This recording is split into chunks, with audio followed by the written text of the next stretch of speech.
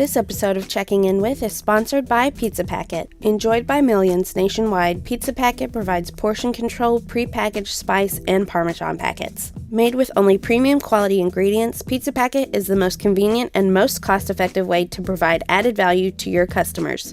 During these challenging times, every penny counts. Pizza Packet saves you time and money and is a much more hygienic and sanitary option over dirty shakers. Check out pizzapacket.com for all of your packaging needs. Hey there, welcome to Checking In With. I'm your host, Jeremy White, Editor-in-Chief of Pizza Today magazine. Today I am joined by Executive Editor Denise Greer. Hello, everyone. And Denise, we have a very special guest today. He's a good friend of ours. He contributes to Pizza Today magazine, Pizza Expo. He owns and operates a pizza tour in New York City. He's kind of a jack of all trades, Mr. Scott Wiener. It's amazing to be here. Thank you for joining me. And we caught him on his morning lunch or his morning breakfast break there. I feel like we've done this before. I have got a little deja vu feeling going on. It's because we're just such familiar friends. That's right. I mean, we haven't seen each other normally by this time of the year. We would have seen each other relatively recently, or it's in the mix. Yeah, exactly. I'd be giving you a hug in about a month, hopefully. But we would be currently in between two large group gatherings. Large group gatherings. Well, that's definitely a different scenario right now. I don't know what it's like to be in a group setting.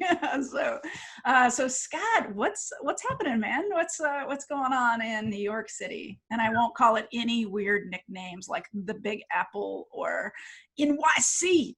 You just did. I just did. You just did. You Gotham. You just did, Denise. I know. I feel like people in other cities don't want to call their cities by nicknames. People in New York are fine with it. We don't care. Call it whatever you want. There's no offense taken. New York City right now is pretty typically New York City. Not in the way that people are going about their day, but in the fact that there's still this attitude that's not negative and not confrontational. It's just a sharpness and an upfront nature, which is so interesting because people are not in such close clumps.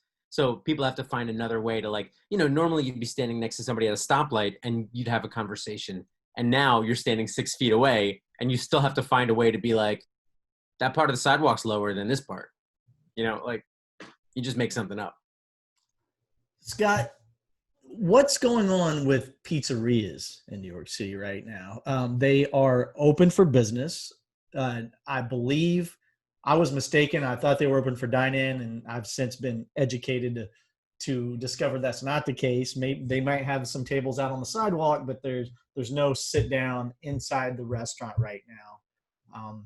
How long has that been going on, and how are they dealing with it? This has been over a month now, and you're right. There's no dine-in at any restaurant right now, and the way that they're doing it is pretty cool. You can set up on your sidewalk right in front of your restaurant, and if there's a parking space right out front, you can use that parking space. So I took my bike out and ran around the city for a few hours yesterday, and I took pictures of some of these little setups for you guys. I don't know if you'll be able to see this over the camera, but check this out. This is in front of a place called Nyoko on the East Village, and they've set up this whole thing in two parking spaces, and they can fit 3 tables. So now in front of the restaurant, there's a mini restaurant set up. They went all out with landscaping and everything, it looks like. That's beautiful. Here's a better angle on this. Nice. That's very welcoming. Yeah, it's gorgeous. And some of these places have more seating now than they did before the pandemic. Seriously. So that's what's going on, is that they can do takeout delivery. They can do dine in at these little outside things. And if they're fortunate enough to have a little backyard, then they can use that. Have you noticed an upswing in delivery yourself, or are people still, because it's New York and they want to get out and walk and all the foot traffic, are they just going to pick it up and eat it on the sidewalk or take it home? Kind of, has there been a shift in the way that's happening, or is it just kind of business as usual, really? it's definitely not business as usual. All those slice joints that are accustomed to having people walk past no longer have that. So it's a lot of delivery happening. Delivery is definitely up. Now, People don't want to leave their homes, and unless they absolutely have to. So we're really trying hard. The thing is, New York is pretty low in case count right now, and in additional cases, it's actually staying really, really low. But that's because we got hit early on really hard. right. Everybody here had to deal with really the hardest it can get. So we are not in any rush to get back to sitting in restaurants.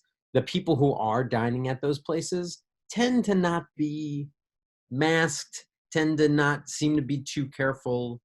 And that's problematic for those of us who really wish we could go and eat at one of these places. But the whole time, I don't want to sit there thinking the whole time, like, oh my goodness, is that person too close? Are they shouting, spewing particles at me?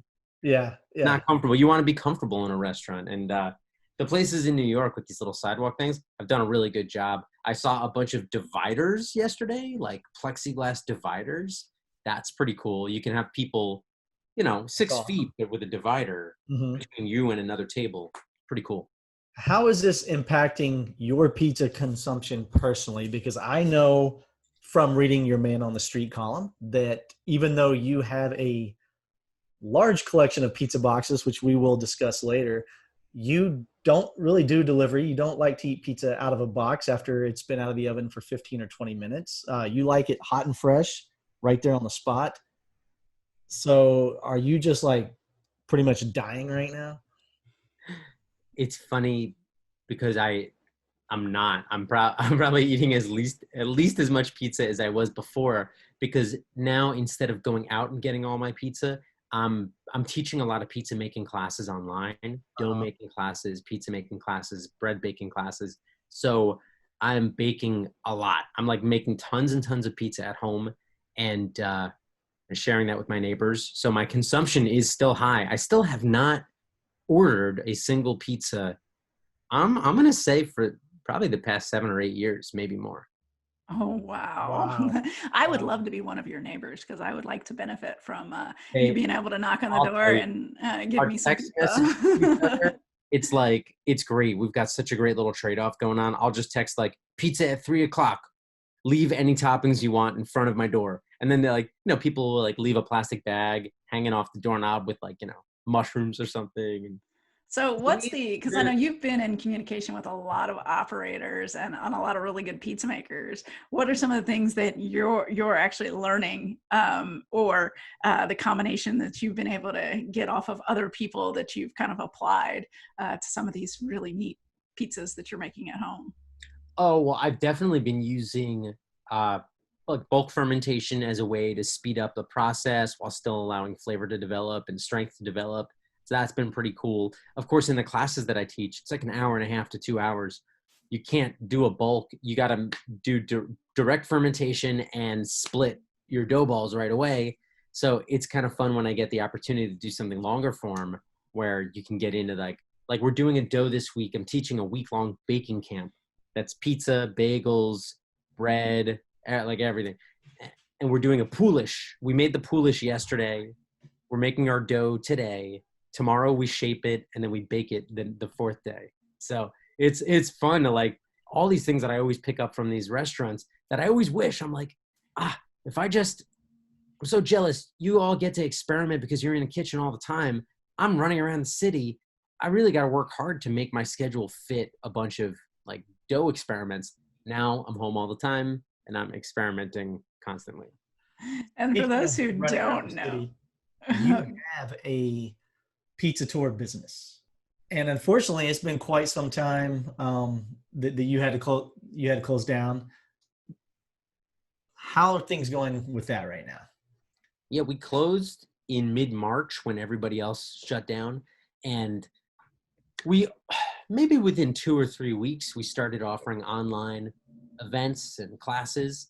So I don't want to say that we like shifted our whole thing to be online, because that's not what happened. We didn't take what we do and then push it online. Instead, we left what we do, which is this like escorting people to these pizzerias and taking you behind the scenes so you really have an understanding of what's going on, so that the customers on one end of the spectrum who might not usually understand what's going on in the restaurant, they're quick to judge, they have a problem and it becomes a big deal for no reason. I interpret for them what's going on in the pizzeria. And I've kind of balanced away from that. And now what I do is I take that educational element and I say, well, what can I teach you without being in a pizzeria?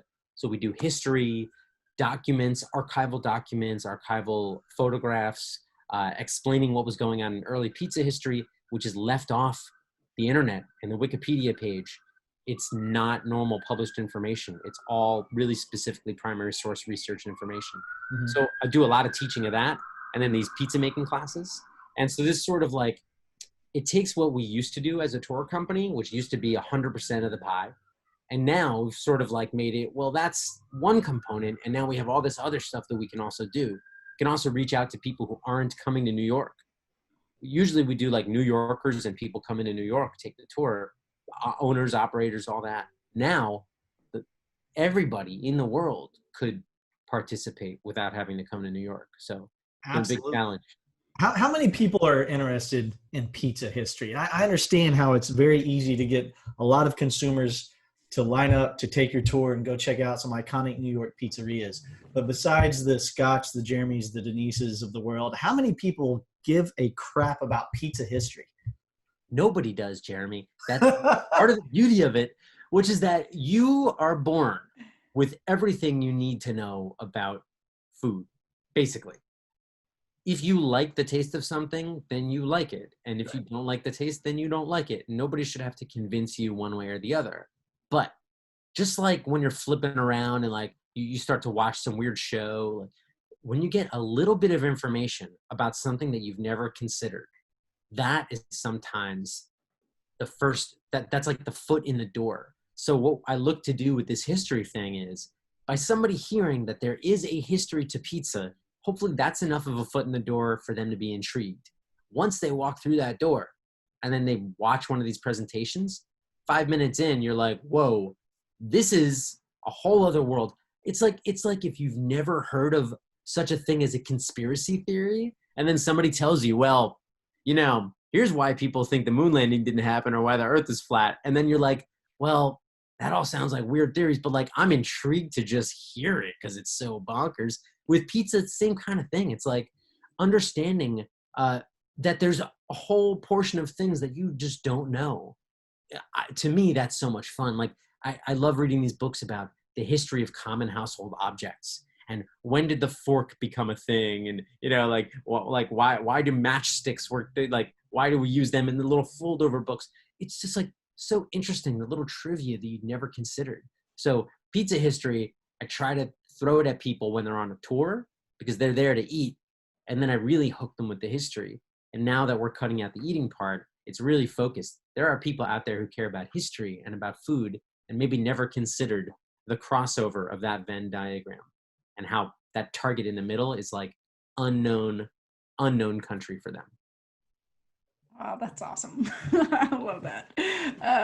Now, something I really want to know, because you have, you know, you're a New York pizza guy all the way, you know, at the beginning, but now that you've been traveling around to different cities and actually covering a lot of different styles of pizza, is it still New York, or have you fallen in love with any other style around the country?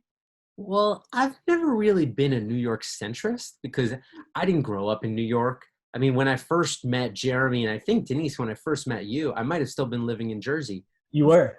Yeah. Yeah, I'm not at all a New York centrist. And at no point have I really thought that New York was the ultimate place for pizza. I do think that New York has something that no other city offers, which is both variety and quality. So even though we have over 2,000 pizzerias, certainly the vast majority of them, I'm talking like over 90%, are not that amazing when compared to the few that are so good that they rise above. But those few represent a whole fleet of styles. That's what I think New York has. But I also have had amazing pizza in in other cities and other states. So like the Bay Area is really good for pizza. Even though people who live there their whole lives will disagree. I just feel like there's places that are so good that you might have missed. There's Portland, Oregon has really good pizza. Like there's not that many, like there's a lot of pizza everywhere. But then there's those few places that like really go the extra mile and care about the food. Those things are phenomenal. I've been able to do a little like faux traveling during the lockdown because I've been teaching these weekly classes where I moderate, but a pizza maker somewhere else around the country leads the class. And so in that class, it's like, these are not all New York pizza makers. None of them, well, maybe 2 of them have been.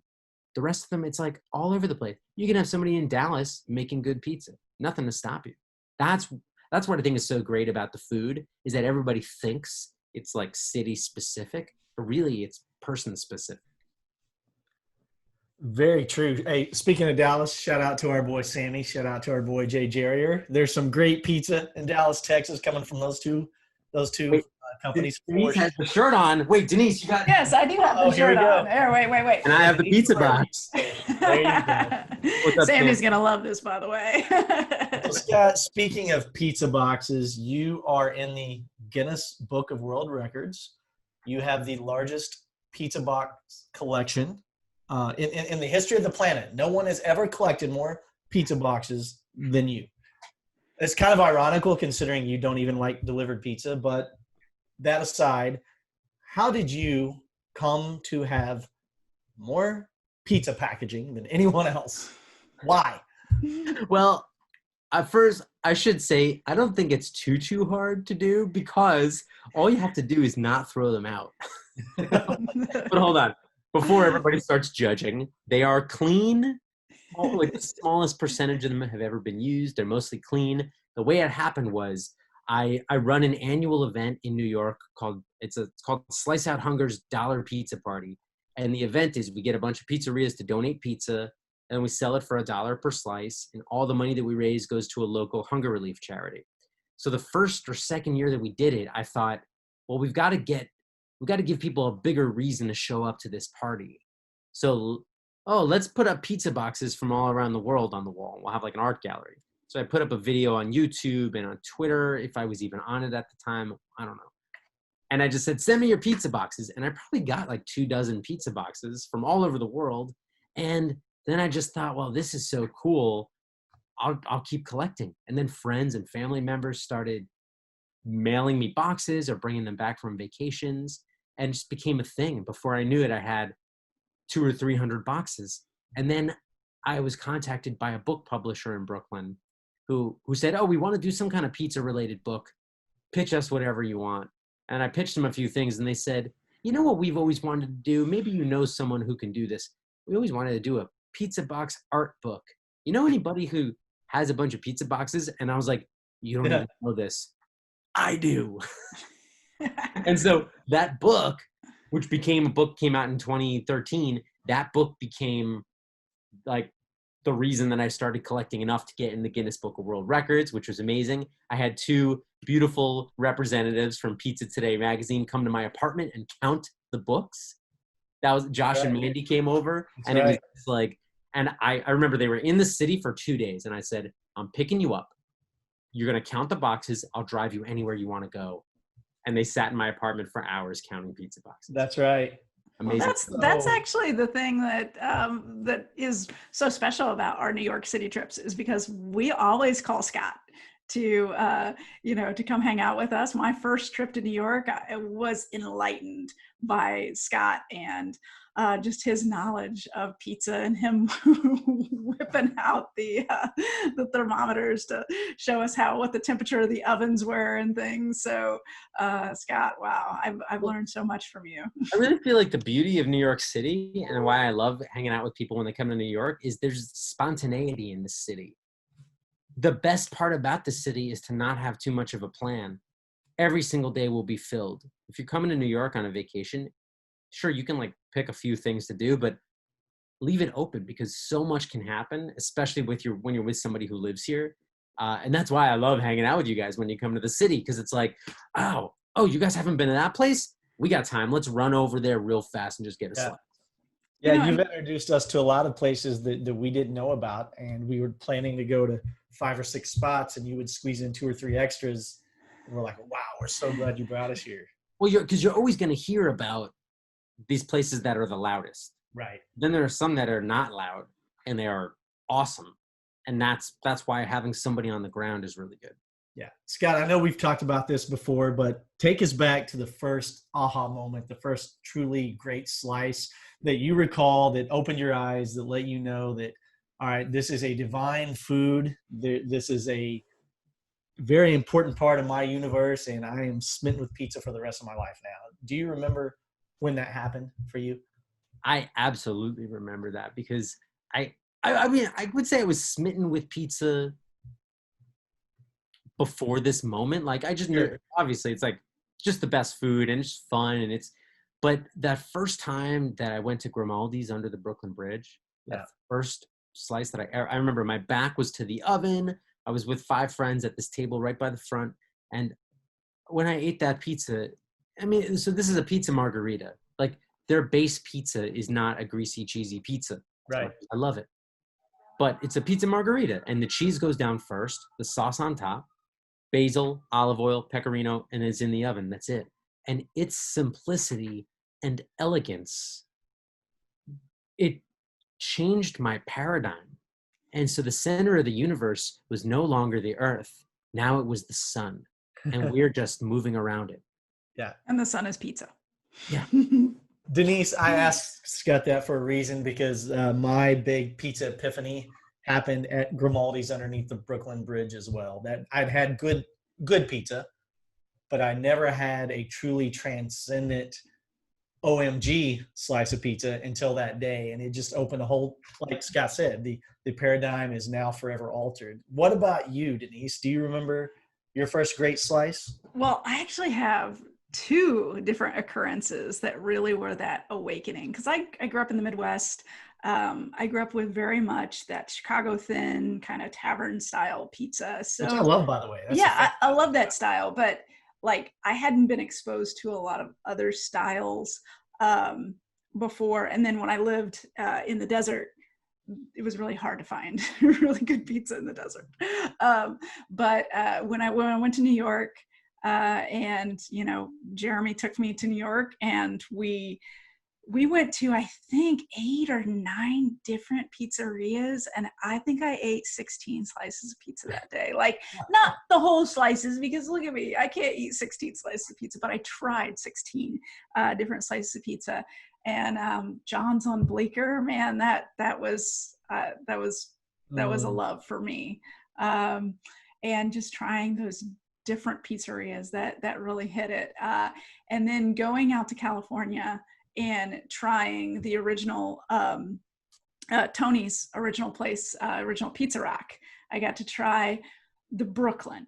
And to this day, the Brooklyn is still one of my favorite pizzas with the ricotta and the cupped pepperonis and just that dough. Oh, it was so good. Now, I think Scott met us at John's that day. I think he came over. I think that's the day he whipped out his infrared thermometer that blew your mind. And if I remember, you also had like a little, not a trapper keeper because you're a grown-up big boy, but you had a folder, and in the folder were He's got the pH trapper balances and hardness of different waters around New York and New Jersey, and it was crazy. You were showing me these charts, literally about the amount of calcium in water and things like that, if I'm not mistaken. Yeah, that's why I think it's important to have facts and actual information. These are my little binders that I take around on tours. So I'm sure that one of these is the one that I showed you that very day. That's amazing. Yeah, I mean, tons of stuff. I have like technical specs of flour. This is the stuff that when you're on a pizza tour, that's the difference between a pizza tour and a pizza crawl. Yeah. A pizza crawl is for consumption of the mouth, and a pizza tour is consumption for the mind. Wow. Amazing. That's Amazing. awesome. You know, I gotta write that down. That was good. you do. That should be that could be your next marketing phrase. It's going to be a lot on a t-shirt though. Yeah, it'll be both sides. It's a lot of words for a t-shirt. Absolutely. I'll work on that. I'll have to do it. Well, Scott, one last question before we let you go. You write a monthly column for Pizza Today, Man on the Street, where you kind of serve as a liaison of sorts between the pizza consumer and the pizzeria operator. Kind of your job with that column, or what you're often tasked with, is to let our readers who own and operate pizzerias know what the consumer is wanting, thinking, expecting out of them at any given point in time. So when you sit down to write a column, what sort of things do you keep in mind? What sort of touch points do you try to check off the list for our readers? Well, most important thing is that it's something that I personally experienced, so I can actually write about it. But once I get something like that, it's got to be something that's going to help an operator. So it has to be practical, direct information that might help. The idea of the column, which has been now like 10 or 11 years, it's always award-winning as well. Award-winning column, that's correct. Oh yeah, I've got them on the shelf. Check it out. They're up there. There they are. Point of pride right there. I should say right now, it has won gold, silver, bronze, and honorable mention. Thank you very much. That is the hat trick if we were playing hockey. It's more than it's a hat trick plus one. Hat trick plus one. So so it's gotta be something that operators wish that they knew was going on inside the mind of the customer. Because you know how it is. Hey folks, how's everything doing? Oh, just fine. And then you walk away and they're like, this stinks. You know what I mean? They're on Yelp on their phone. and it's my goal with the tour and my goal with the column, all that stuff is about providing information and giving context. So that with the tour, I'm saying this place has that super hot oven, which means it's never going to be a crispy pizza. They're not trying to sell you crispy. So don't complain that it's not crispy. Understand what it is. This way you can not go there if you're not going to like it. Great. And with the column, it's really like, no, guys, you're getting this all wrong. Customers don't like it when you do this, or like, we actually would love it if you went and took that one little baby step. I try to give information and advice that's not product specific. I would never say something in that column that's like, well, you got to buy this thing or you got to use this ingredient. It's more like, just put yourself in the mind of the customer. And I think it was a recent column I wrote. I don't remember if I kept this line in there, but I remember writing something about like, never forget that you are a customer. And every time you go and buy tires, or every time you go and buy a basketball, like, you are a customer, and think of the things that you want, and that's what people want from you. You gotta, just as you get angry as a customer sometimes that, oh, this line is too long and I want to, that same thing is happening to people in your restaurant. And as long as you understand that and treat them kindly and with respect, everything will be okay. I'm doing my best right now. I'm sorry that there's a 20-minute wait for your pizza, but it's just because our pizzas take X, Y, and Z number of minutes, and we put a lot of care into it. So why don't you come and watch us make this pizza so you can understand?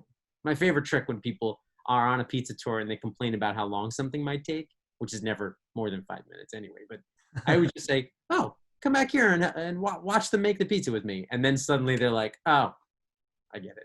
This is why it takes time. Yeah. Yeah. Great stuff as always, Scott. Thank you so much for carving time out of your day. We will have to do this again for a third time sometime soon. Yeah. Thank you, Scott. Thanks. Big air hug to you, man. I miss you guys. I'll see you all soon. Miss you too. All right, buddy. Take care. Thank you. All right. Thank you.